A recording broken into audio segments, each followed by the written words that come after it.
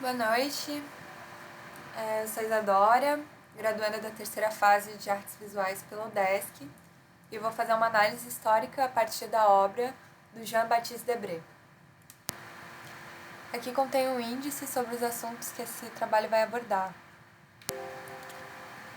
Então, para compreender o que um artista francês pode dizer sobre a história do Brasil, achei necessário fazer um resgate à missão artística francesa.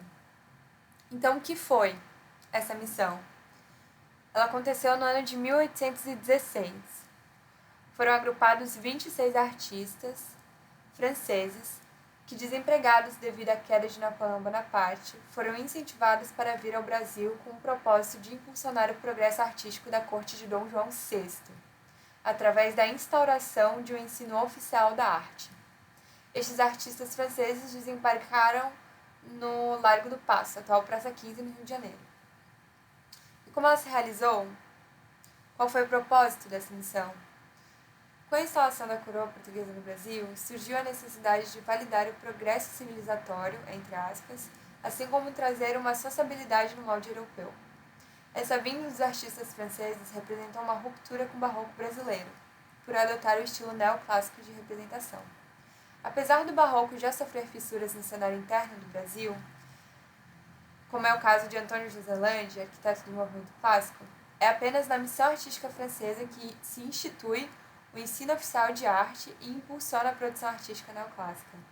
Os artistas fundaram a Escola de Ciências, Artes e Ofícios, o que futuramente, em 1826, seria aberta como Academia Nacional de Belas Artes. Achei necessário também se aprofundar nas bases filosóficas do movimento neoclássico, que era a percepção desses artistas quando vieram ao Brasil. Então, o que foi esse movimento neoclássico? Foi um movimento artístico do século XVIII, nascido na Europa Ocidental, cuja finalidade era retomar as raízes da antiguidade greco-romana, de forma clássica. O movimento recusa a arte imediatamente anterior, o barroco e o rococó. O neoclassicismo está respaldado na filosofia do iluminismo, como um movimento estruturante dos ideais de civismo durante a Revolução Francesa. Mas como explicar, então, a afirmação de Napoleão Bonaparte por artistas neoclássicos? O pintor Jacques-Louis David é um exemplo das duas faces que o neoclassicismo assume. No primeiro momento, há uma Roma republicana durante a Revolução Francesa, e logo depois há uma Roma imperial, no período de Bonaparte. Jacques-Louis David é esse artista que está representado na lâmina. E o que foi o iluminismo? Que movimento filosófico foi esse que influenciou na arte? Ele também decorre no mesmo período do século XVIII e no mesmo local, na Europa Ocidental. Mas o pensamento respalda as instituições sociais hoje vigentes não apenas no território europeu, mas como no Brasil. Estabelece os ideais de liberdade econômica e meritocracia. Os pensadores defendiam que o homem era o seu próprio destino e a razão deveria ser utilizada para a compreensão da natureza humana. Um dos maiores expoentes desse movimento foi Denis Diderot.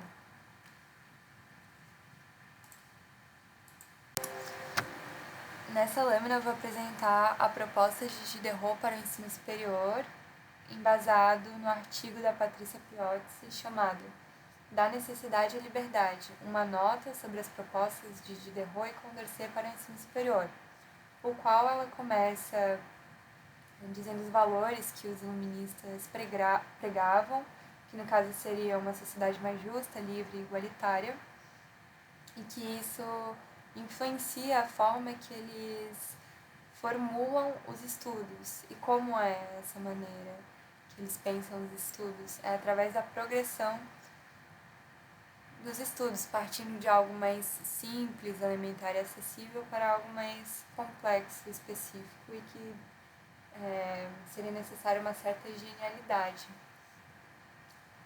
Isso partindo do pressuposto do livro A República de Platão, o qual Diderot entende que cada ser tem uma vocação natural. Enfim, a partir dessa progressão dos estudos, gera uma concepção não tão horizontal, devido ao fato de essas elites pensantes já obterem um certo capital cultural. e elas são destinadas ao comando, enquanto os homens comuns eles ficam restritos aos ofícios manuais e às condições subalternas. Então, isso significa que, por mais que haja uma concepção de mérito para a ascensão na sociedade pela progressão dos estudos, esses postos pensantes exigiriam uma genialidade sobre assuntos mais complexos, enquanto a valorização da ciência serviria à instrução mínima exigida pela demanda de diversificação para profissões na era da Revolução Industrial. Ou seja, a Universidade de Diderot não foi formulada para de fato atender a todos, e sim privilegiar uma classe que teria um acesso prévio ao conhecimento específico para continuar operando nas mesmas posições. Significa também que esse modelo foi vislumbrado para o Brasil, o que explica o fato de estarmos numa academia que estuda a história sem a perspectiva de quem a compôs. Explica o fato de eu estar apresentando um artista francês para contar a história do Brasil, porque ele tem uma confirmação academicista. Então, isso nos faz pensar sobre a universidade e dar novos sentidos à educação, para que de fato ela possa ser emancipatória e abrangente. Todas as considerações feitas, portanto, vou começar a falar sobre quem foi Jean-Baptiste Debré, que foi pintor, desenhista, gravador, professor, decorador e cenógrafo. Ele nasceu em Paris, na França, em 1768 e faleceu no ano de 1848, também em Paris. Frequentou a Academia de Belas Artes e foi aluno do Jacques-Louis David, aquele que eu apresentei na lâmina sobre o neoclassicismo. E por volta de 1806, ele trabalha como pintor na corte de Napoleão. Após a queda do imperador e com a morte de seu filho único, Debré decide integrar a missão artística francesa. Aqui no Brasil, ele foi professor de pintura histórica na Academia Imperial de Belas Artes e organizou também a primeira exposição da classe de pintura histórica imperial. Em 1831, ele retorna a Paris e edita o livro Viagem Pitoresca e Histórica ao Brasil, em 3 volumes, ilustrado com litogravuras que tem como base as aquarelas e estudos realizados em suas observações. Eu separei as obras do Debré em 3 seções. Essa é a primeira, sobre arquitetura. Essa litografia é uma formulação do Debré sobre como seria a arquitetura da Academia Imperial de Belas Artes ou Academia Nacional. Já nessa litografia, ela apresenta a progressão arquitetônica do Palácio de São Cristóvão ou Quinta da Boa Vista, que serviu de residência para vários integrantes da coroa portuguesa. Em 1818, inaugurou-se nesse espaço o Museu de História Natural, que após 200 anos foi atingido por incêndio de grandes proporções. Houve cerca de 20 milhões de itens completamente destruídos, entre fósseis, registros históricos e obras de arte. A possível causa do incêndio foi a falta de recursos para o funcionamento do museu.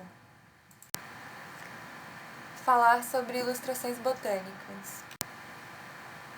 Essa litografia se chama Sementes para Colares, Plantas para Tatuagem e Plantas Nutritivas. São divididas em 3 colunas. Consegui identificar aqui o urucum para a tatuagem, o inhame e a mandioca como frutas e plantas nutritivas.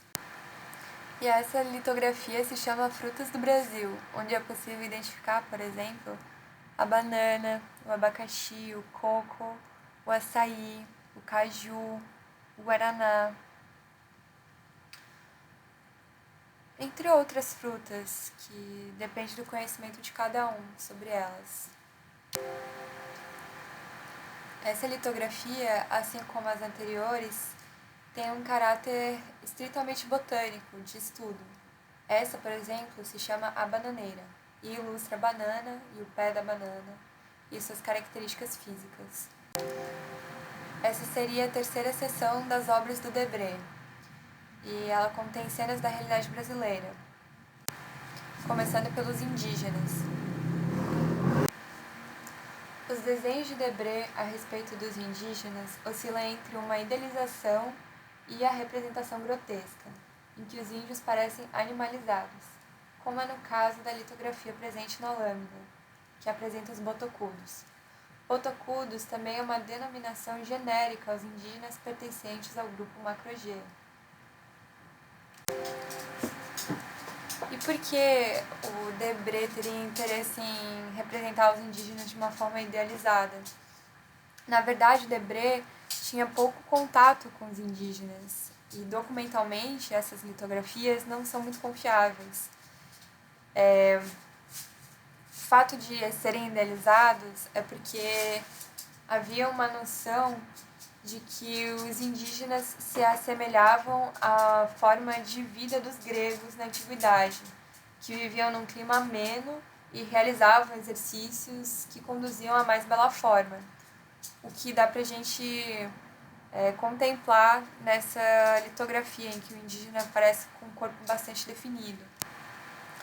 Isso também acontece na litografia chamada O Sinal de Retiro, que é essa à direita, em que o corpo também é bastante definido e tem um ar bastante heróico. E agora eu vou falar um pouco sobre as cenas do sistema colonial. Nessa primeira lâmina, eu gostaria de abordar a questão do comércio no Novo Império. Na primeira litografia, chamada A Boutique dos Sapatos, o negro é representado numa situação paradoxal, porque ele produz os sapatos, os quais ele não é permitido utilizar. E na segunda imagem, que é intitulada de Boutique da Rua Valongo, não existe um produto material a ser comprado. Então, se insinua que o que está à venda é a mão de obra escrava. A intenção de associar essas duas litografias é pensar como se deu a criação da religiosidade brasileira. Na primeira litografia, à esquerda, se chama Queima da Efígie de Judá no Sábado Santo, que seria um ritual cristão da queima de Judas, o traidor, mostra os negros participando ativamente desse processo. Enquanto na segunda litografia, à direita, que seria um enterro fúnebre, mostra elementos de dança, de música, e algo que seria mais semelhante a uma celebração do que efetivamente é uma concepção cristã de enterro. Essa litografia, chamada Negra Tatuada Vendendo Caju, se destaca de uma maneira diferente das anteriores, porque ela explora uma atmosfera mais intimista, em que o olhar da mulher demonstra uma falta de adesão a uma existência servil, algo que nos remete a um sonho, a um devaneio, e nos transporta para uma realidade a qual ela não pertence.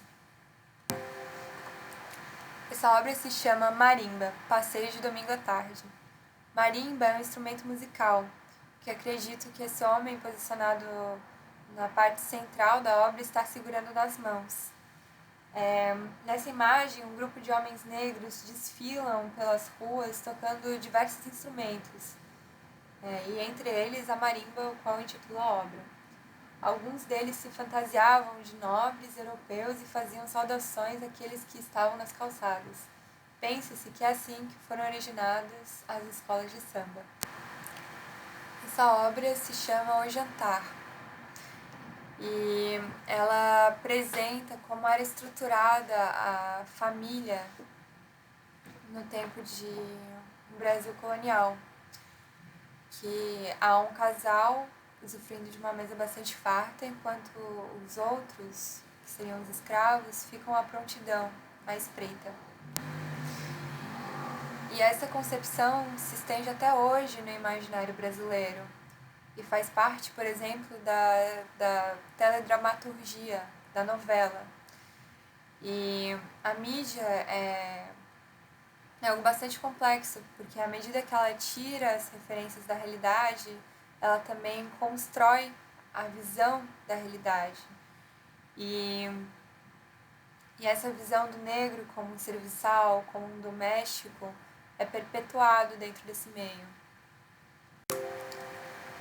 E por fim, eu finalizo a apresentação das obras do Debré com essa última imagem, deflagrando esse caráter ambíguo que o artista tem, em que, por exemplo, ele aborda um universo intimista, como na litografia da negra vendendo caju, mas também apresenta uma certa naturalidade ante a violência do sistema colonial. Então, por exemplo, nessa litogravura chamada Feitor Corrigindo Negro, ele massifica o corpo do negro, ele retira a identidade e não demonstra inclinar a sua arte a um caráter de denúncia ou reformulação desse sistema. Diferentemente de um artista como Goya, que utiliza da guerra para poder reconfigurar a constituição da natureza humana e questioná-la. Então, finaliza a minha apresentação com essa obra e abrindo uma nova perspectiva através de uma artista contemporânea chamada Maria Auxiliadora. A Maria Auxiliadora nasceu no ano de 1938, em Minas Gerais, e faleceu no ano de 1974, em São Paulo. Foi pintora autodidata e não pertenceu à academia. As suas obras estão ligadas a temas como o cotidiano, a religiosidade, as festividades, as interações humanas, ao amor. Eu achei bastante importante trazer essa obra da Maria Auxiliadora, a cunhada de Autorretrato com os Anjos, porque ressignifica os espaços que a sociedade colonial concedeu aos negros. Então aqui ela não desempenha uma atividade como uma serviçal. Aqui ela está num posto de criação, de conexão com o profético, com o mítico, com os anjos, com algo que ela sente e ter autonomia para expressar isso. Esse mesmo movimento acontece na obra Ateliê da Artista e Família, em que aqui há uma pintora que está descalça, mas não é por conta de uma imposição colonial para que ela esteja descalça. Ela está aqui para se sentir à vontade e ela está praticando um exercício autônomo de pensar a pintura, de construir algo e ser valorizada por isso. Ser valorizado por isso, como é o caso do escultor. Por exemplo, essa obra, intitulada A Refeição, ela tem uma outra dinâmica quando comparada à obra O Jantar do Debré. Essa obra eu achei bastante interessante e, além de elementos visuais lindos, assim, por exemplo, os seios das mulheres são em alto relevo, tem um diálogo engraçado e cotidiano. E que seria: Marilene, Dulcineia, hoje eu vou no forró da Brasilândia, vocês querem ir também? Deixe-me pensar, Sarita. Não sei se saio com vocês ou com Paulo Aurélio. Eu não vou sair com vocês, porque marquei de encontrar o Roberto. Já são 5 horas. Vou me vestir depressa. Meu amor vai chegar às 5h30. Então ela explora uma outra dimensão, uma outra interação com a natureza, uma outra interação com as pessoas, uma nova forma de se ver no mundo. E eu achei bastante interessante trazer para finalizar meu trabalho. Agradeço muito a paciência, porque foi um trabalho que se estendeu um pouco. Eu procurei outras referências além do texto original, mas me foi bastante enriquecedor e espero que para vocês também. Obrigada e até a próxima!